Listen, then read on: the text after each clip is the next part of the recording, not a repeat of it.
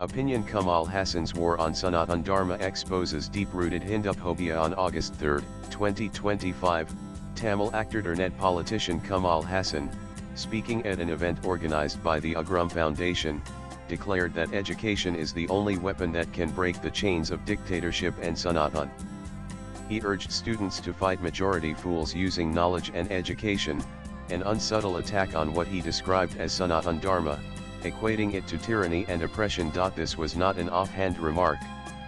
It was part of a long-standing pattern of statements and actions that betray Hasan's deep ideological hostility toward Hinduism. Behind the facade of progressive intellectualism lies a deeply troubling Hinduphobic streak that seeks not reform but erasure of Sanatan Dharma's foundational place in Indian civilization. Nanan Hasan's remarks are reminiscent of the known famous comments made by Tamil Nadu Minister Udayanthi Stalin in 2023, who compared Sanatan Dharma to diseases like dengue and corona, calling for its eradication. These are not isolated slip-ups. They represent a larger ideological blueprint rooted in the Dravidian political ethos that misrepresents Hinduism as nothing more than a tool of Brahminical oppression. Hasan, who claims to be an atheist but has admitted to evangelizing Christianity in the past, continues to demonstrate selective intolerance, particularly toward Hinduism. He has never used such harsh metaphors for other religions or religious institutions. The problem lies not with religion per se, but with the Hindu identity that Sanatan Dharma represents. Nanan Kamal Hasan's political activism and cinematic projects reflect a persistent effort to vilify Hinduism. In 2019, he infamously labeled Nathu Ram Godse, Gandhi's assassin, as Free India's first terrorist, solely because he was a Hindu. In 2017, he declared that extremism has spread even among Hindus, and that they have become violent. In 2022, Hasan dismissed the existence of Hinduism during the Chola era, saying the British had coined the term Hindu to club together Vaishnavites and Shaivites. This distortion ignores the spiritual unity and cultural continuity that Sanatan Dharma has always maintained among its diverse sects.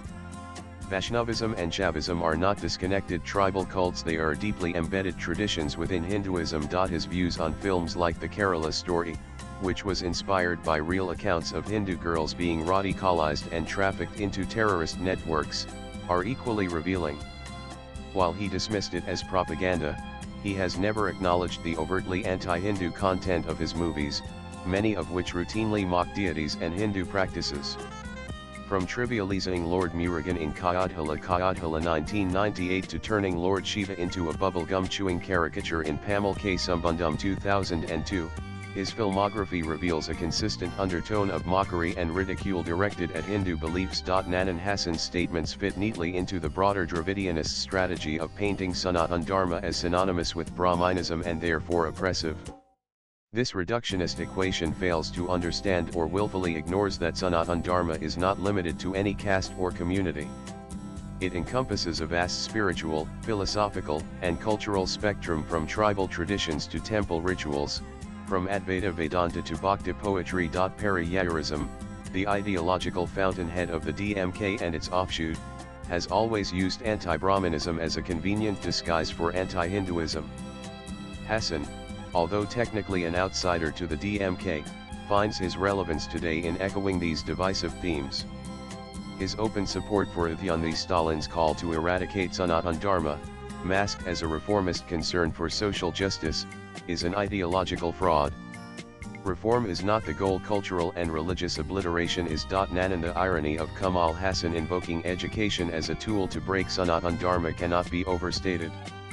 Historically, Sanatan Dharma has been the bedrock of Indian intellectual tradition, producing timeless treatises in mathematics, philosophy, medicine, and metaphysics. From the Vedas to the Upanishads, from Panini's grammar to Aryabhata's astronomy, Hindu thought has always fostered intellectual inquiry and debate. To claim that education must be used to break such a tradition is not just ignorant, it is malicious. Education, in its true form, seeks to understand and elevate, not destroy.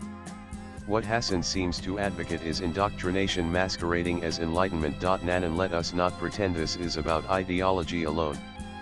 Kamal Hasan's political ambitions have long floundered. His party, Makal Nidimium MNM, has failed to make electoral inroads. In this vacuum, Hinduphobia becomes an easy ticket to stay relevant, especially in Tamil Nadu, where anti-Hindu rhetoric often wins brownie points in elite intellectual circles and among so-called progressives. By slandering Sanatan Dharma, Hasan aligns himself with a class of elites who view Hindu traditions as regressive and their Western-East worldview as the gold standard. In doing so, he alienates the very masses, many of them deeply devout Hindus who once celebrated him as a cultural icon. It is ironic, if not tragic, that Hasan labels Sanatan as a dictatorship. The essence of Sanatan Dharma lies in its pluralism, its acceptance of multiple paths to truth, and its emphasis on inner liberation. Sanatan Dharma gave this land the Bhagavad Gita's call to Karma Yoga, the Upanishad quest for Atman, and the Bhakti movement's rejection of priestly dominance. It inspired Adi Shankara's Advaita as well as Ramanuja's Vishishtadvaita schools of thought that could not be more different and yet coexist harmoniously within the Hindu fold. If anything, Sanatan is the antidote to the very dogmas Hasan accuses it of being. Nanan Kamal Hasan is not simply calling for reform. He is weaponizing education to further a political and ideological project aimed at demonizing Hindu identity. In doing so, he does a grave disservice to the millions of Hindus across castes and communities who revere Sanatan Dharma not as a tool of oppression but as a source of inner and social liberation. Let us be clear, this is not about freedom of speech or reformist critique. It is about deliberate, targeted, and consistent Hinduphobia. And it's time we called it out for what it is. In a Hindu-majority country, disparaging Sanatan Dharma may earn Hasan applause from the anti-Hindu echo chambers. But it will also deepen the divide between elites who ridicule faith and the masses who live by it.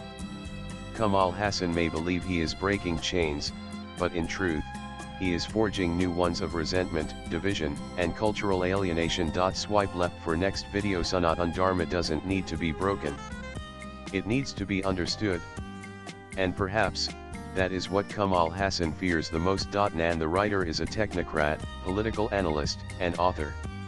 He pens national, geopolitical, and social issues. His social media handle is Prasenjitan. Views expressed in the above piece are personal and solely those of the author. They do not necessarily reflect News 18's views. Latest blogs.